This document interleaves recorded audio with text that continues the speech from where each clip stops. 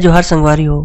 अगर आप मन ला हमार वीडियो पसंद ही तो वीडियो ला लाइक करो और चैनल ला सब्सक्राइब जरूर करो और हाँ, बेल आइकन ला जरूर दबाओ ताकि हमार नवा अवैया वीडियो आप मन ला सबले पहले मिले। जय जोहार, जय छत्तीसगढ़।